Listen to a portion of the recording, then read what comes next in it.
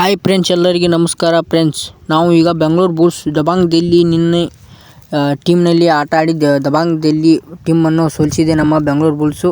ಹಾಗೆ ಕೂಡ ಟೀಮ್ ಗೆದ್ದರಿಂದ ಅಲ್ಲಿ ರೀಜನ್ ಅವರು ಏನು ಹೇಳ್ತಿದ್ದಾರೆ ಅಂತ ಈಗ ನಾವು ನೋಡೋಣ. ಅದಕ್ಕಿಂತ ಮುಂಚೆ ನಿಮ್ಮ ಚಾನಲ್ ಏನಾರು ಹೊಸ ಬಿಟ್ಟಿದ್ದು ನನ್ನ ಒಂದು ಚಾನಲ್ ಸಬ್ಸ್ಕ್ರೈಬ್ ಮಾಡಿ, ಕೂಡ ಪಕ್ಕದಲ್ಲಿರೋ ಬೆಲ್ ಬಟನ್ ಆನ್ ಮಾಡ್ಕೊಳ್ಳಿ. ನಾನು ಯಾವುದೇ ವೀಡಿಯೋಸ್ ಹಾಕೋದ್ರೆ ನಿಮ್ಗೆ ಪಟ್ ಅಂತ ನೋಡ್ಕೊಂಬರುತ್ತೆ.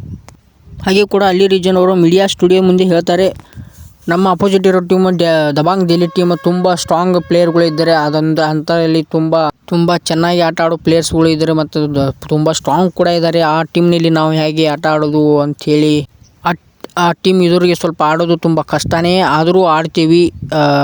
ಬೇರೆ ಆಪ್ಷನ್ ಇಲ್ಲ, ಗೆಲ್ತೀವಿ. ಈಗ ನಾವು ಆಡಲೇಬೇಕು ಅಂಥೇಳಿ ಅಲ್ಲಿ ರೀಜನ್ ಅವರು ಹಠ ತೊಟ್ಟು ದಬಾಂಗ್ ದಿಲ್ಲಿ ವಿರುದ್ಧ ಆಟವಾಡಿ ತುಂಬ ಅದ್ಭುತ ಅಂತ ಆಟ ಆಡಿದ್ವು. ಆದರೂ ಟೀಮ್ ಕೂಡ ತುಂಬ ಸ್ಟ್ರಾಂಗ್ ಇದೆ ಅಂತ ಕೂಡ ಹೇಳ್ತಿದ್ರು ಅಲ್ಲಿ ರೀಜನ್ ಅವರು.